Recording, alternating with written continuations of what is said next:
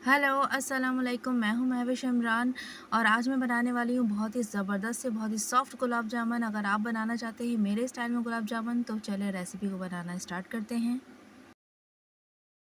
सबसे पहले flame on कर लेंगे। ये 1 लीटर दूध है और इसे मैं कढ़ाई के अंदर डाल रही हूँ। कढ़ाई में मैंने दूध डाल दिया है। अब मैं इसको बिल्कुल तेज़ आंच पे पकाऊंगी और इसे तब तक पकाएंगे जब तक कि दूध गाढ़ा ना हो जाए। हमें दूध को बहुत ज़्यादा गाढ़ा करना है, बिल्कुल खोए के जैसा गाढ़ा करना है और इसे बार बार चमचा भी चलाते रहना है।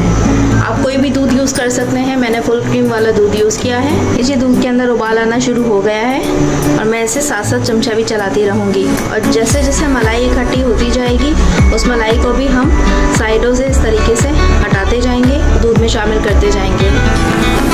जब तक दूध हमारा तैयार हो रहा है तब तक हम शीरा तैयार कर लेते हैं। शीरा बनाने के लिए हमें 1 और आधा कप चीनी चाहिए। ये मैं 1 कप चीनी डाल रही हूँ। आधा कप चीनी और शामिल करेंगे।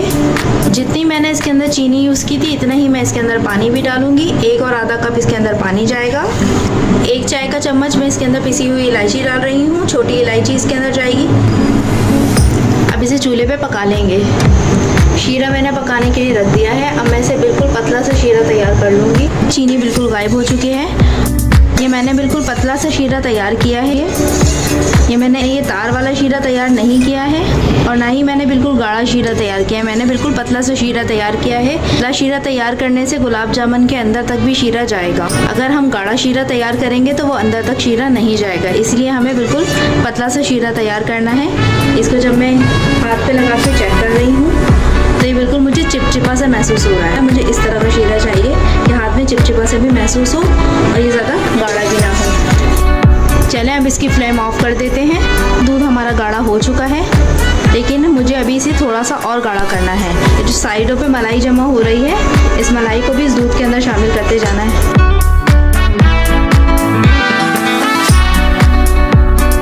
बिल्कुल गाढ़ा हो चुका है। मुझे इसी तरह का दूध चाहिए था। हम फ्लेम ऑफ कर देंगे क्योंकि रूम टेम्परेचर पे भी और ज़्यादा गाढ़ा हो जाएगा, इसीलिए फ्लेम ऑफ कर देते हैं। ये खोया या मावा आप जो कुछ भी कह लें इसे, ये तैयार हो चुका है और मैंने इसे रूम टेम्परेचर पे ठंडा कर लिया है। अब मैं इसे 30 मिनट के लिए फ्रिज में रख दूँगी। फ्रिज में जाने के बाद ये थोड़ा और गाढ़ा हो जाएगा। चलें अब इसे 30 मिनट के लिए फ्रिज में रख देते हैं।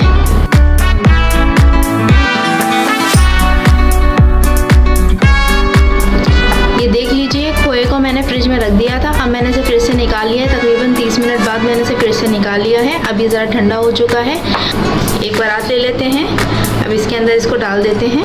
अब इसके अंदर मैं मैदा शामिल करूँगी। 1/4 कप मैदा इसके अंदर मैं शामिल करूँगी, लेकिन इसे मैं थोड़ा थोड़ा सा करके इसके अंदर शामिल करूँगी। पहले मैं थोड़ा सा इसके अंदर शामिल करूँगी। अब इसे हम मसलेंगे। अब मैदे की जगह इसके अंदर आटा भी यूज़ कर सकते हैं।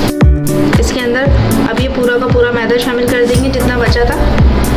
हम इसे हाथों की हथेलियों की मदद से मिक्स करेंगे। तकरीबन इसे 7 से 8 मिनट तक हमें मसलना है। ये बिल्कुल अच्छा सा मुलायम सा हो जाएगा। आपके हाथ में भी ये चिकना चिकना सा फील होगा। हमें ये इतना मसलना है कि जब हम इसकी गोलियां बनाएं तो क्रैक ना बने गोलियों के अंदर। अगर हमारी गोलियां बनाते टाइम पर क्रैक आ जाते हैं तो इसका मतलब ये है कि ये अभी भी सही नहीं बना है। 10 से 8 मिनट तक हमें इसी तरीके से मसलते रहना है। अब उसके बाद भी गोलियां बनाते हुए क्रैक आ जाते हैं तो इसका मतलब ये है कि ये खुश्क हो रहा है। तो इसके अंदर आप पानी का थोड़ा सा छींटा मार लेंगे तो ये सही हो जाएगा। ये 7 से 8 मिनट हो चुके हैं। अब मैं इसे इस तरीके से लंबा लंबा सा करके इसे कट लगा लूँगी। बराबर बराबर हमें इसे कट लगाना है।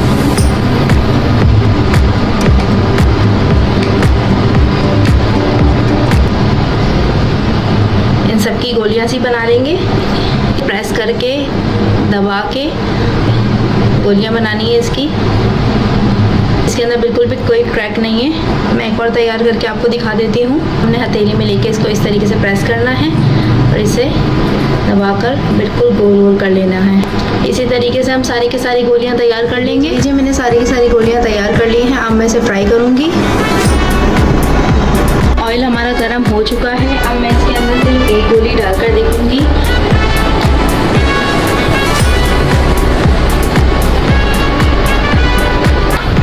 ये ऑयल हमारा ज़्यादा गर्म नहीं है, बिल्कुल ठीक गर्म हुआ हुआ है क्योंकि इसके अंदर ज़्यादा से बबल्स नहीं बन रहे हैं। ये बिल्कुल ठीक गर्म हुआ है, इसलिए अब मैं इसके अंदर सारी की सारी गोलियां डाल दूँगी। सारी की सारी बॉल्स इसके अंदर डाल दी हैं।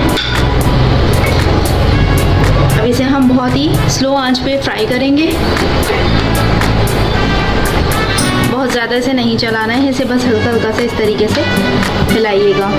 ऑयल का आप ध्यान रखिएगा, ऑयल ज़्यादा गर्म नहीं होना चाहिए। अगर बहुत ज़्यादा गर्म होगा तो ये बहुत जल्दी से फ्राई हो जाएंगे, ब्राउन कलर के बहुत जल्दी से हो जाएंगे, तो फिर इसके से ऊपर का छिलका उतरता रहेगा।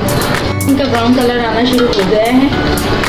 जैसे ही थोड़े डार्क कलर के ब्राउन हो जाएंगे मैं इसे उतार लूँगी। ये देख लीजिए शीरा तैयार किया था। अब मैं इसके अंदर ये सारे के सारे गुलाब जामुन डाल दूँगी।